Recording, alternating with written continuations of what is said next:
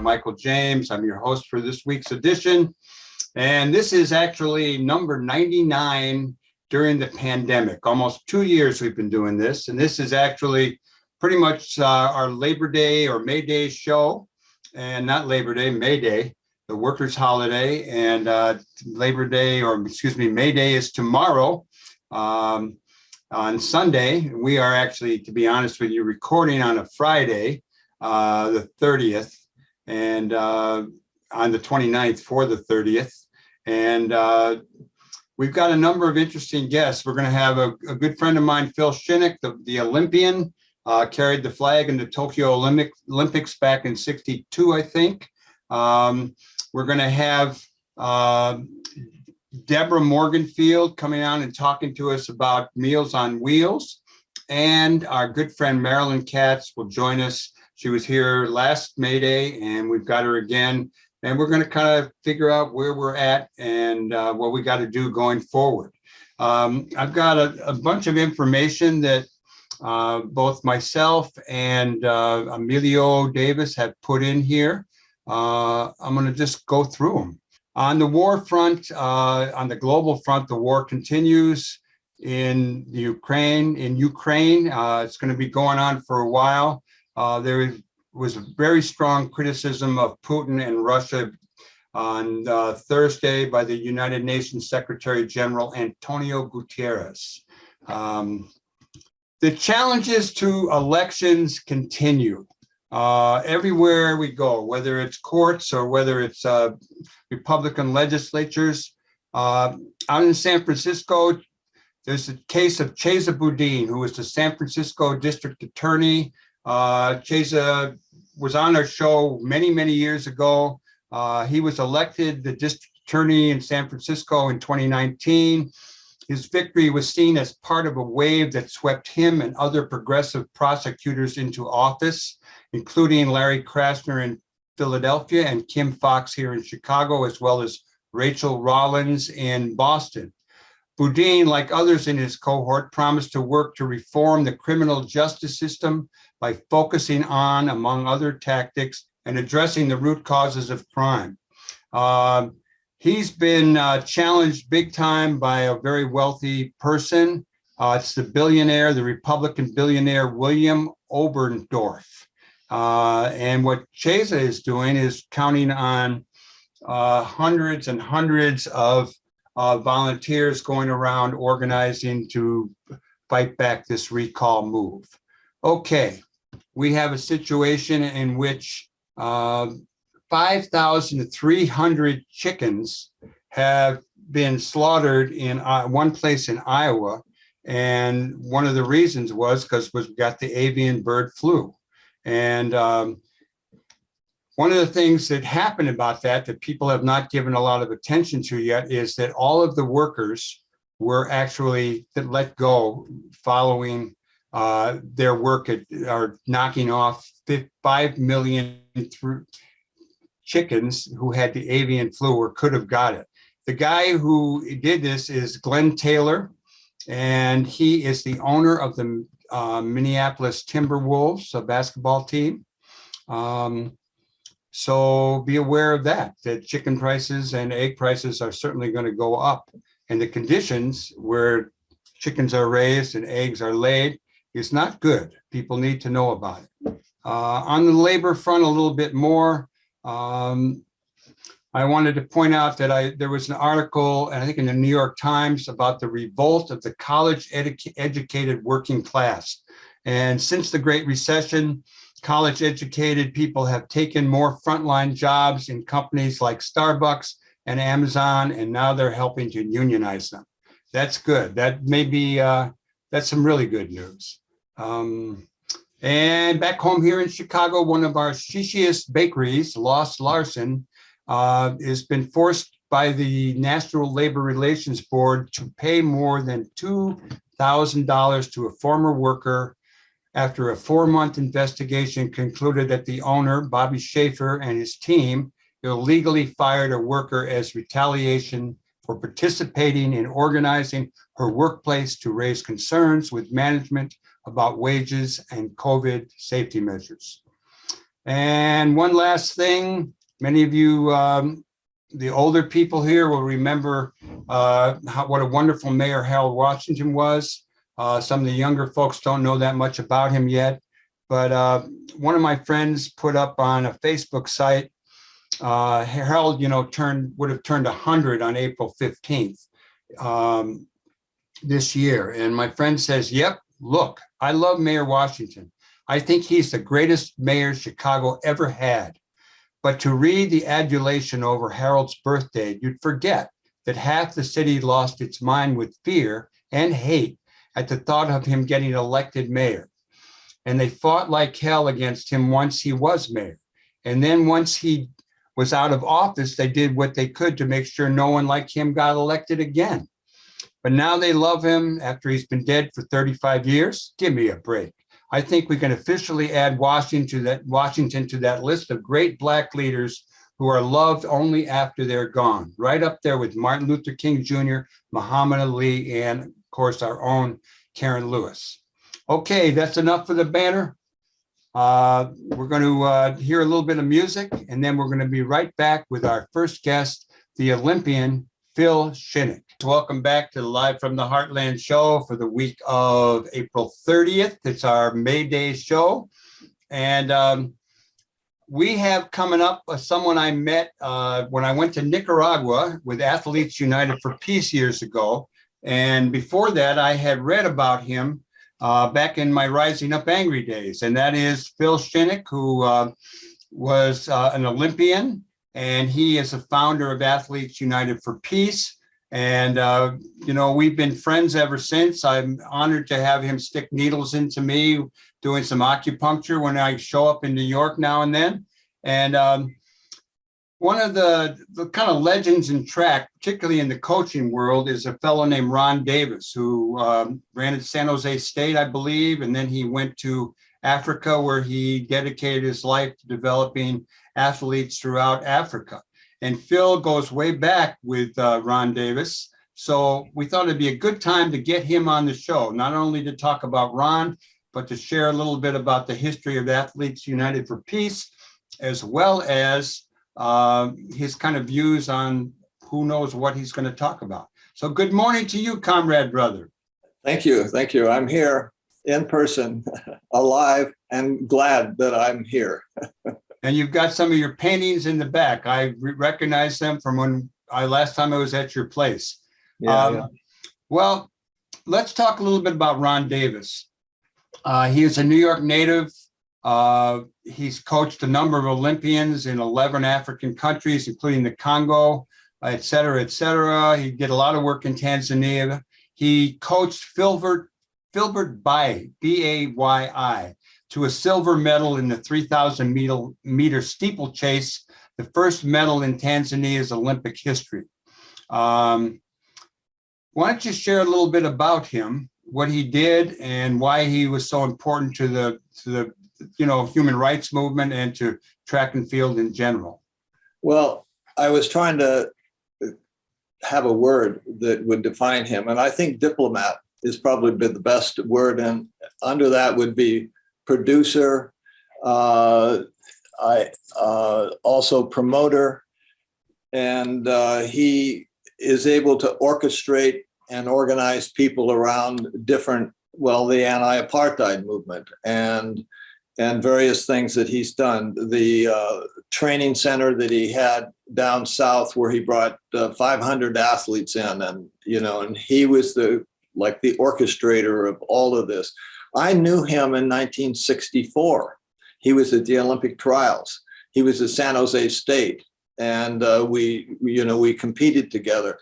I was at the University of Dar es Salaam for 2 weeks, and I've been in Tanzania and Uganda and Senegal and all through Africa. So as he had, as diplomats and sports ambassadors. So the fact that he was in Dar es Salaam made me pretty happy because I have good memories. But he's also from the Bay Area, and he was involved in Athletes United for Peace from the very beginning. But he's a All-American, national champion, great in the steeplechase and great in cross country. and then coached all over America and all through Africa. And he died exactly where he wanted to be. So I'm very happy. I was sad to have him die, but he went home. So you got to travel around Africa a little bit. I didn't know that I know you've been all over the world, but you tell a little bit about your own career. I always talk about you not only as the founder of Athletes United for Peace, but as the guy who carried the flag in the Tokyo Olympics. I guess it was 64 or well, I didn't carry the flag, but I was on the team, Okay. Yeah. And I was a member of 64, 68 Olympic team and competed all through Africa, Tanzania, Mali, Somali, Uganda, Tanzania, just like Ron. So I really feel a lot for Africa. And but I love New York City. I'm not going back to Tanzania, although my wife wants to go to Africa. I think everyone should go to Africa. It's a wonderful place. It's so different. Yeah, I did get to go to South Africa for 10 days, I think. Yeah. That's it so far, and I hope to do more. Well, Phil, one of the things that I was aware of getting to know you, and you and I went to Nicaragua in, I think it was 89. And we were on a baseball friendship tour. So we played a lot of ball and we traveled around the country and we had a pretty good time. But one of the things I learned about you was that I always refer to you as the last white guy to have the long jump record. But for you to get that record took a long time for it to be acknowledged. How about sharing with us that journey that you went on to make sure people understood or knew about somewhere in the record books that you were the guy that had it for a time? Well, 58 years it took me to get it. And, I have a PhD from Berkeley and I know how to write dissertations, but this was 6 dissertations and it filled volumes and I had to fight on every level, but I'm totally confident to fight at that level. And I think Seb Coe finally got into power. But I'll tell you this, as a friend, I didn't know how I could get Seb Coe to help me. Who is Seb Coe? Seb Coe, he's the head of World Athletics, 2-time Olympian, world record holder. So I called, Donna Deverota gave me his telephone number. So I called him and I says, Seb, if you don't, help me with this world record, I'm going to have Prefontaine's ghost spook you. And he was a good friend of Prefontaine. He was a part of the progressive athlete movement, So we had a lot of fun. And he finally got into power. And when he got into power, he brought the case up and put it to the Court of Arbitration of Sport. And it took me a couple of years to do. But finally, and guess where he gave me the world record? At the Prefontaine Stadium in Oregon. So it was all kind of funny and fun. But it was I got in the University of Washington Hall of Fame and 80,000 people there saying my name. And I'm looking at the floor and I got a scowl. My dad says, Phil, what's wrong? I said, this is not important for me. The world record's important. And I've always not liked that. And so he says, do something about it. So the athletic director wrote a letter and that initiated the whole process that took about 30 years after that. What was the issue? It was a meet in Modesto where you. The essence of it was they had a rule where both the long jump, triple jump, and the sprints all had to have recordings. Before it just had to be 7 officials to sign statements that the conditions were okay. So when I was there, Ralph Boston was the only real. I jumped right next to him, and they were watching him, and they said only watch Boston. So they didn't record the win, but 7 officials. They voted the next day that everyone was there. They knew it was okay. So basically you can't have rules enforced if you don't have enough equipment. They only had one wind gauge. So it was a big thing. And they made me the person who had to suffer because you got to follow the rules, but they didn't have really enough equipment to follow the rules. So, but it was a political thing. The head of the California relays, Tom Moore, said that if he submitted the record, they'd take away his sanction because I was too outspoken on racism and stuff. But it's right now it's kind of boring because I just have the world record holder here. So this is all history, and I hope that you're interested. But as far as I'm concerned, I'm hallelujah that I finally have it. Well, you mentioned Prefontaine, and for those who don't know, he was a kind of a wild young guy from up in Washington State who ran. He was in the Olympics. He was just a great runner. There are 2 feature movies out about him, and it was just this last year at the national championships, I believe, in Eugene, where you finally got that record acknowledged. Exactly, at the Olympic trials. And I'm so happy that my 27.4 can still make the Olympic team and still get an Olympic medal. So I'm still in the running. You still run, Phil? I swim. I do my gung fu. I do martial arts. I do, yoga. I do whatever. I have a lot of things that I can do every day that are not running. It's too, I ran marathons. I'm finished. My bones don't like it. Well, we've mentioned a couple of times Athletes United for Peace, and it's an organization that once I went to Nicaragua with you on that first AUP trip, we came back and started a number of what we called the Heartland runs or races, and we did 4 or 5 a year.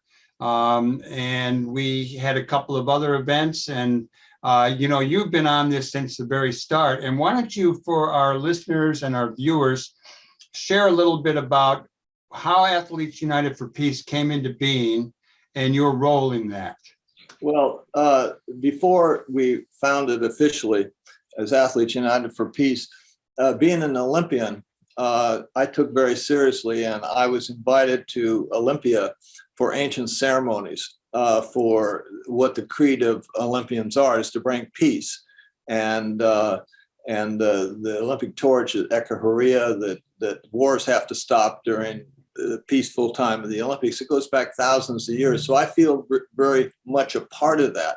But I also realized there's other people in sport besides Olympians, like, for example, Dave Megasy, or yourself, a football player, and other tennis players. And so it seemed to me that the extension of an Olympian, which is this part of my nature is to do progressive peace stuff, is to join with other athletes in other sports.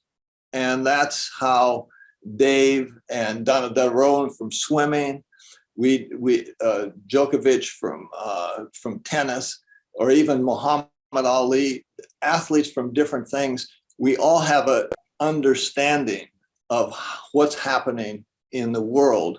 And we are able to do things that other people may not be able to do. John Thomas and I, because we had good relations with sports organizations throughout the world, we could pick up the phone and create a major event. Dave Megasy helped me in the stadium in St. Louis, where we had a peace soccer match. And so, at the Madison Square Garden, we've done hundreds of these events. And it's because the people that have been involved in Athletes United for Peace, that's their orientation. And so bringing them together became a permanent web that even today is working in different parts of the world based upon those relationships. So it's really the relationships and people with like-minded and propensities to understand global politics and the movement for, more peace and better world, really. One of the trips I went on was a baseball friendship tour, not only the one in Nicaragua, but we went to this old Soviet Union, and we went to Ukraine and played ball in Donetsk. One of the other people you mentioned who I think is important and people might want to know about is John Thomas. And he was the co-founder, I believe, of Athletes United for Peace with you. And tell us who he was. Well, John was the first person to jump 7 feet. High jump. Yeah, he's a high jumper, and he's a big black guy, about 6'7". And even in high school, I think he was fantastic. And he set the American record. And I think he even had the world record. And in Tokyo in '64, Valerie Brumell beat him. And I was there. But he came back as a silver medalist, and people really ignored him. And I really understood what a great feat it was, because I went back many years later in '69 and high jumped in the same thing, the same conditions, and I knew what to do. And so it was a heroic event, but everyone booed him and he couldn't get a job.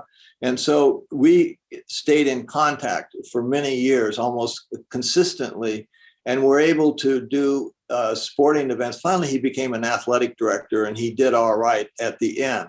But he went through a lot of, like Jesse Owens had, he went through a lot of hard times where no one would hire him. But, I think his friendship helped him. And it certainly, he'd call me and he would sound terrible. I would just hop a train and go to Boston and hang out with him for 2 or 3 days, and tell him how good he was, because things were not, he was hanging doors, he was, sweeping floors, anything to support his daughters. But John's a great guy. I'm sorry that he's dead now. Phil Shinnick, let me ask you one last thing. My understanding of the history of Athletes United for Peace is that there was kind of a founding moment at the Kansas Relays when the Soviet track team was there, and some people from the States and some people from the Soviet Union kind of did a peace thing together. Is that true? Is that what happened? Yeah, I was in Los Angeles and I got a call from Kansas that Kennedy and everyone was trying to get the Soviet team to come, and there was no response. So I went to Kansas and they asked me if I would contact the Soviet Union to get a team. And so I wrote a telegram, and 2 hours later they said they were going to come. They brought the whole Olympic team. And so they had KGB people, they had CIA people, we had 4, different people from orientations, but really everyone was into the peace thing, even the KGB and the CIA. And at the end, I was walking with one of these KGB and we kept thinking, what can we do? And we looked at this big monument, and there was a big monument, and it was the meeting of the troops to the Elbe, the US, and a huge thing. And so we brought the Olympic team and all the athletes together there, and we took this picture. It was a wonderful picture, and that it went to 1 billion, it went to all the newspapers. So it's very important that you have a simple message, and also people come together to figure out what that would be. But from that time on, Dave and I were able to get Athletes United for Peace going. This was 1984, I guess. So Athletes United for Peace it was incorporated in 1984 in Washington, D.C. So it still continues. I still do the paperwork. I do the taxes. We still do stuff.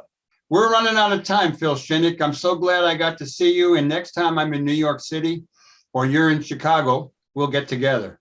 That's for sure. All right. All power to the people. Long live the athletes who are for peace and justice. And for all of you people who are listening in or watching this, wherever it may be, it's live from the Heartland, number 99 during the time of the pandemic. We're going to take a short musical break and we'll be back with our next guest. Welcome back to Live from the Heartland for the week of April 30th in the year 2022. This is number 99 during the time of the pandemic. And I'm really honored to have with us now Deborah Morganfield. She is the Executive Director of Meals on Wheels for Northeast Illinois. And, it's more than a meal. It's healthy food delivered by volunteers with love. We got to you through our music producer, Lynn Orman, who brings us great guests. And one of the people she brought us a couple of years back was your late husband, Joseph Morganfield, son of Muddy Waters. And I just wanted to tell you how bad we felt when we found out about his passing. And not only did we like his general vibe, but we loved that he wore all White Sox paraphernalia when he came on the show. Go Sox. Yeah. So good morning to you, and how are you doing today? I am well. I am happy to be here. I appreciate you giving us a little bit of time today. Well, I understand there are more than 25,000 older adults within the delivery area that you have who are in need of regular food. Tell us a little bit about Meals on Wheels Northeast Illinois and what you do.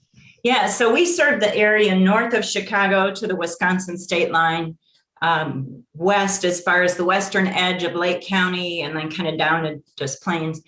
And the national statistic is 1 in 6 seniors struggles to access food. And I think people automatically go to it's a low income situation. And in many cases it is, but it can be a million other reasons that you have trouble eating well. It can be arthritic hands, vision issues, mobility struggles that just make it hard to get out to the grocery store or to stand long enough to handle pots and pans.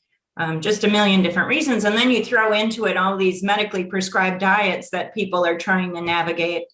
It can just be really overwhelming. So you have a crew of how many people that feed people?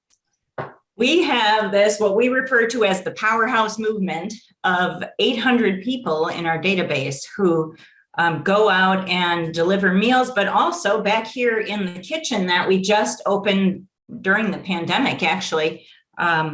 People come in 2 different shifts each day, helping our chef in the kitchen, our food service director. Very, very, very lean organization that we would love to grow to be more robust and better serve the community even still. But what's really cool about this place, this kitchen that just opened in 2020, it's kind of unusual. A lot of Meals on Wheels programs serve hospital food, and nothing against hospital food, but it's just not something that we go home thinking, shoot, I really wish I could order that for my family for dinner tonight. So we tried to put together some menu options that people were excited about, that they would look forward to getting. And a piece of that is that we allow options when you don't have a whole lot of control over much in your life, especially when you're homebound. Being able to choose what you eat each day is pretty nice, something that we all take for granted. So each day we have 2 different hot options, 2 different cold options, and it's my intention to build out those menu options a whole lot more to accommodate a whole lot more flavor palettes. What do you got cooking today? Today, you know what? I went back this morning and they had this big old vat of mac and cheese, and it's something about comfort food, right? So we do the chicken marsala with wine and mushroom reduction, but then we also have mac and cheese and meatloaf and things like that. So sometimes you just want comfort food. So mac and cheese for me at 9 a.m. was making me hungry. How many meals will you do today? Typical day we'll do probably 300-ish that will go out. That many. And you have a new kitchen facility. In this new facility. But the whole idea is now we can expand on that and serve a whole lot more. So that number is absolutely a moving target. That's just what we're doing today. Deborah Morganfield, tell us about your chef. I understand he's from Rogers Park. And I don't know if he goes back as far as when I was in the restaurant world or with the Heartland Cafe, but we like people from Rogers Park and Chicago and Illinois and, beyond. Absolutely. Yeah. Sam Landman is our food service director. He doesn't go way back in Rogers Park. He comes to us by way of a Meals on Wheels program in Denver. That was actually a kosher program. So he kind of came in, and I came in with all my harebrained ideas and, notepad scribbles all over the walls. And he took those and made a menu out of it. So he's back there doing really good things each day. Every meal that leaves our kitchen is cardiac friendly, diabetic friendly, and low sodium. We joke that the only salt we have in the place is the stuff we put on the sidewalks in the winter, but it still tastes really good. Sam's got this way of, he just adds flavors in a million different ways, whether it's a citrus something or herbs. He's good. Tell me a little bit about Meals on Wheels on the national scale. How big an operation, and how did you end up being, how did the Northeast Illinois Meals on Wheels come into being? So we've been around as Meals at Home since 1968. All the Meals on Wheels organizations are completely independent, but there is an association called Meals on Wheels America that is a club that we can all choose to join. And when they hired me in 2013, I thought that seemed like a pretty good idea to join forces with other groups and share ideas. They also, Meals on Wheels America, because it's broader, has a little bit more power to do things like they work with Subaru America on the Share the Love campaign each year, and then divvy out some of the money to some of the organizations. But we also adopted the name. So I mentioned we were Meals at Home for 45 years. We adopted the name right around the time we built the kitchen, Meals on Wheels Northeastern Illinois, because it's just a whole lot more identifiable. So we're still the same org. How did you get involved in this work? You know what? I used to work in for-profit and ran a jewelry manufacturing facility back in Wisconsin, and just got to the point where I was like, who needs one more pair of earrings? Nothing against jewelry, I'm not judging, but it just wasn't fulfilling. And I started getting into nonprofit work. This is absolutely my passion, where it allows me to combine business with really making an impact. So this is a very impactful organization. We're about as lean as it can get. We'd love to change that a little bit. We have that gala coming up next week, so hopefully we can. Okay, that's what we want to talk about. That's getting to the gala. That's the reason we have you on. You're having a fundraiser, I believe, on the 6th of May. And Correct. How about telling us a little bit about it and who's going to be playing and what you're going to do and the festivities? Yeah, so it's down the street from our facility at Double Clutch Brewing Company in Evanston, which is a new place. If you haven't been there, it is really cool. They have this amazing car collection, and it just fit with Meals on Wheels and cars. And anyway, we have Nicholas Barron joining us from 6 until 7, and he's just a blast. He is. He's been on the show a number of times. Yeah, so looking forward to that. And then from 8 until 10, we have Sam Yanis from the Bodines, who is just, he was my teenage crush, I have to admit, but he's also a friend, and really looking forward to having him with some of his new stuff and some of the Bodines music. So should be a really good time. Double Clutch is brewing a special beer for us. It's a Belgian wit beer that they're calling Meals Wit Wheels beer. So that should be fun. Yeah, this is going to be at the brewery, which is that on Chicago Avenue? It is on Simpson and Ashland. Okay, I apologize because I saw another brewery that I had never noticed before. Oh, right. Yeah. No, but this is fairly new. They just opened in the last year, and amazing cars. Like the board president walked through with me a few weeks ago, and he said, wow, you told me they were really cool cars, but I had no idea. These are serious cars. It's like their brewery's they brew beer and they have like a little car show going on. Yeah, they just kind of rotate out the cars. There's something like 84 cars in the collection, and they just rotate them through. Every time I go there, it's a different group.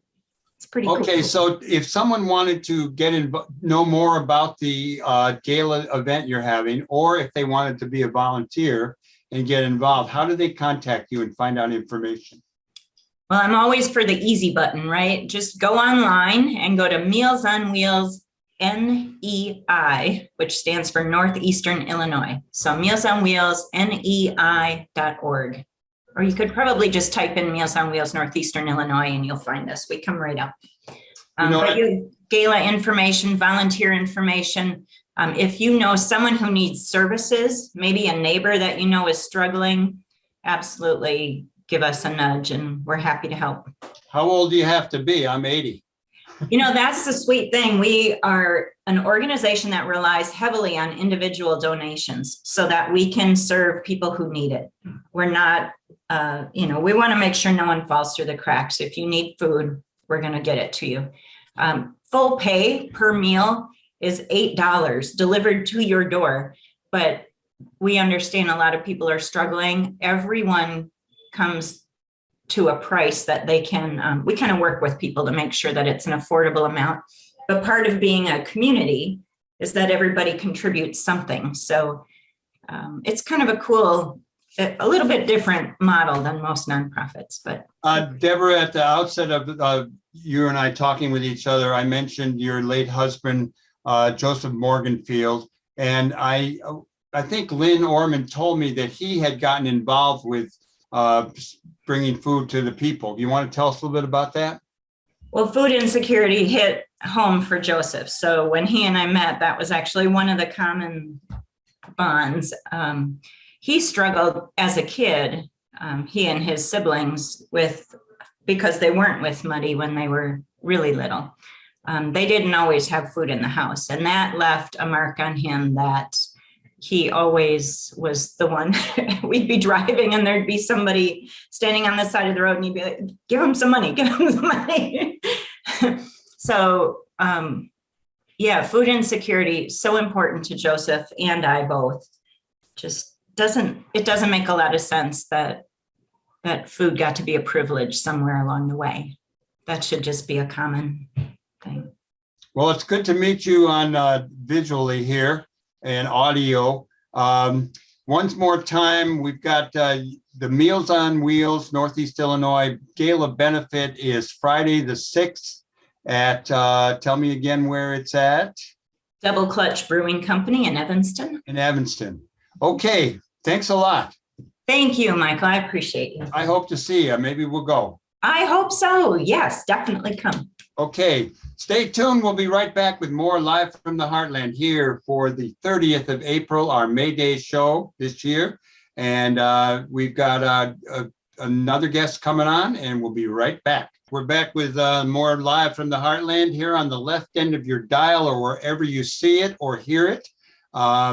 And it is our May Day show. It's actually being broadcast and streamed on the 30th of April. But a year ago on May Day, we also had our next guest, which is the one, the only Marilyn Katz. Good morning to you, Marilyn. Good morning. I was thinking about many May Days we've celebrated together over the many years.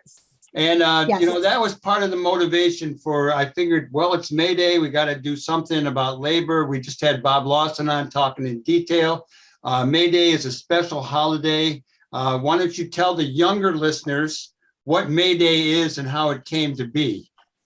Particularly if you're in Chicago, May Day was born in Chicago.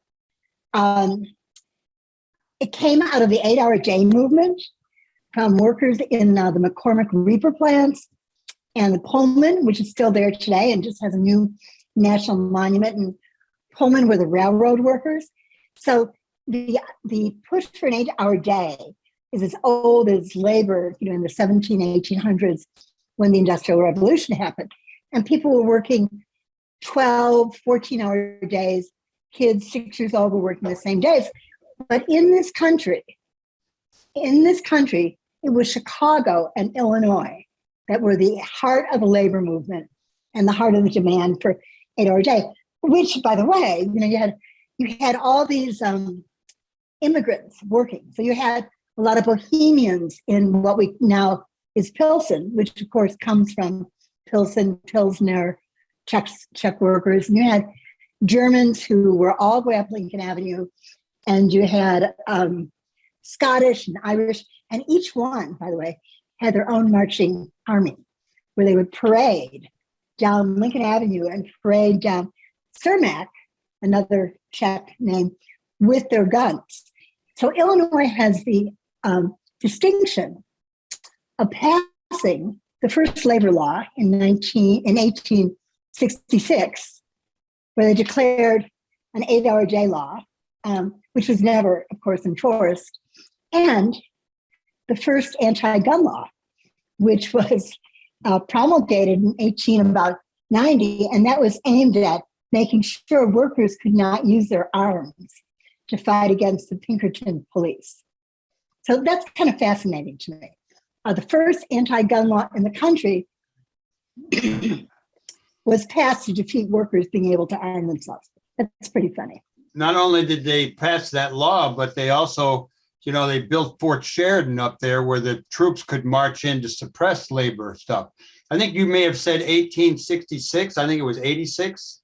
What happened in 1886 was that around the world and in the United States, labor unions, the International Labor Union and the Knights of Labor declared that as of May 1st, no union, no working man or woman, mostly men, would work more than 8 hours as of May 1st, 1866. And there was a massive march in Chicago. 80,000 workers marched for an 8-hour day in Chicago. And then on May 3rd of 1866, it was 1886, McCormick, thank you. The McCormick workers, the McCormick harvester plant went on strike, and the Pinkertons, who were private police hired by McCormick, attacked the crowd, which was trying to break up the strike breakers, and killed 4 people. That was on May 3rd, 1886. On May 4th, on May 4th, there was a rally called to protest the killings of people by the police and the Pinkertons at Haymarket Square in Chicago, which all of you should know is at the corner of the Expressway and Randolph Street. And there, they expected a crowd of 25,000. They got about 2,500 people. And as a crowd, there were a lot of speeches by a guy named Albert Parsons. These are all immigrants, German, Czech, and some, native, long-standing English descendant immigrants. And they were all talking. And as the night waned, as the speeches waned, there were 200 people left. The cops were surrounding them. Somebody threw a bomb, and 4 people were killed here again.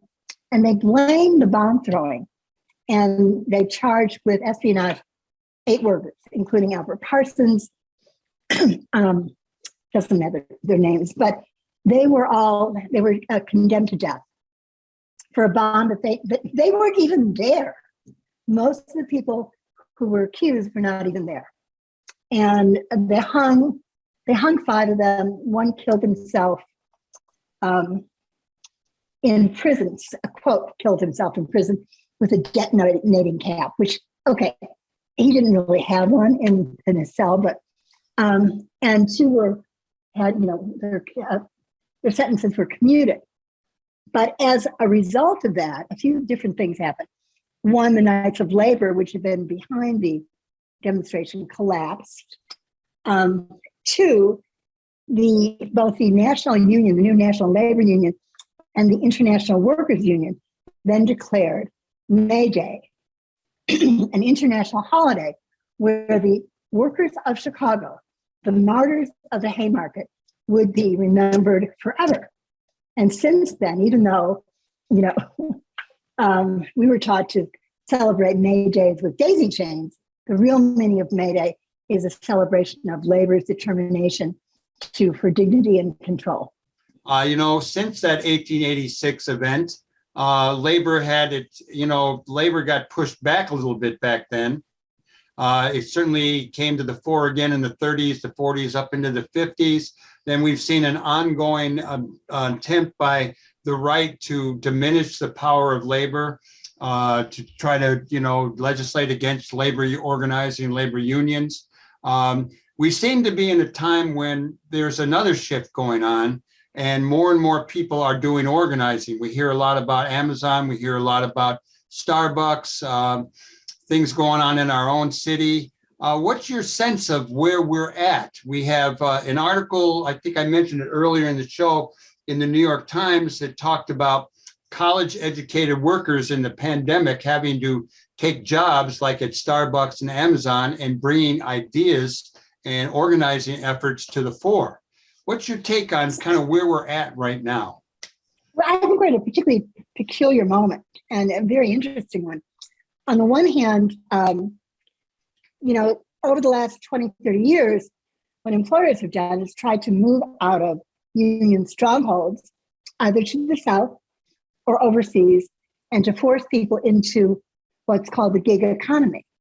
And the gig economy, which is, you're not really an employer, you work at Starbucks on a shift, or you work at Uber or Lyft, or you're working as and this is not new, because the first industry to use the gig economy was, first, the film industry, where you belong to a union, but you only work at the discretion of the employer. You don't have a regular employer. And, probably the most pervasive was was Uber and Lyft and Starbucks coming in, and even Amazon. And I think, the pandemic, the fact of college-educated people going into it, and also two other drives that are really energizing the movement. One big one is women. And so so you have Starbucks, you have some, and really great movement at Amazon, but you have two very interesting pushes. One from Ajin Poo and Wages for Housework, pushing for the payment for home health care, home care, cleaning people. And the other one is One Fair Wage. So One Fair Wage argues and is trying to win legislation and unionization that anyone who works as a server should be paid. Right now, they're paid a sub-minimum wage. They aren't even covered by any of the labor laws in the country. And there are some places where it still is $3 an hour, and literally $3 an hour. And they argue that this is really a remnant of slavery, that tipped workers in the service industry were the remnants of what happened, particularly to Black people and to Black women after emancipation. At the end of the Civil War, when they they were allowed to live anywhere, people like the Pullman porters and the maids on the Pullman train tended to be Black, and they tended to be paid a sub-minimum wage and lived on tips in the main. And that's where those are today. But I think it's very exciting. And May Day, I think, has become to symbolize both, the real drive for the reunionization of the workforce, but also the focal point for particular workers. The last huge march that we had in the city of Chicago was about 10 years ago, where 1 million Latin workers descended on the center of the city. That is probably the biggest march ever in the city, bigger than Obama's celebration. One of the things that I know you're involved in is promoting progressive candidates around the country, as well as in Chicago. And I'm wondering, we hear a lot about how the Republicans may take back Congress, may take even the Senate. I don't think that's a done deal. I certainly hope it's not. What's going on out there that people should watch? What races and what activities that can give our listeners, our viewers, some hope? Well, one thing I'm really glad, and this is such an appropriate place to talk about it, because sometimes I feel like inadvertently, even though we don't listen to Fox News, progressives somehow buy into the means that Fox News and the Republicans are taking. So this idea that we can't win, that everything is terrible, that everything is a disaster, that Biden's a disaster. Now, that comes from two things. And, as I can be as sectarian as anybody, but some of our favorite left journals saying, act as if Biden is the major enemy, when he's not. He may not be our favorite president, but he is not the enemy, and we shouldn't spend any time fighting, and we should spend time pushing. I think there are a lot of helpful things. Yes, in 2010, Rahm and the the National Democrats made a terrible error. They worried about all the congressional races, but they did nothing at the state level. So pretty much 39 states in this country are controlled by Republicans, and they get to draw the maps of all the districts. So they did that in 2010, and they're going to do it again. And it makes it harder for congressional candidates to, you're seeing two forces. You have gerrymandering on the Republican side, but you have a changing in the demographics of the population. Younger, more female, more Latino, more Black, more Asian. And these two, it is not determined. Very much what is will determine the elections is who comes out to vote. Right. So to me, as we always have said, who said it? Big Bill Haywood, don't mourn, organize. And that really is the issue. There are some places to really watch.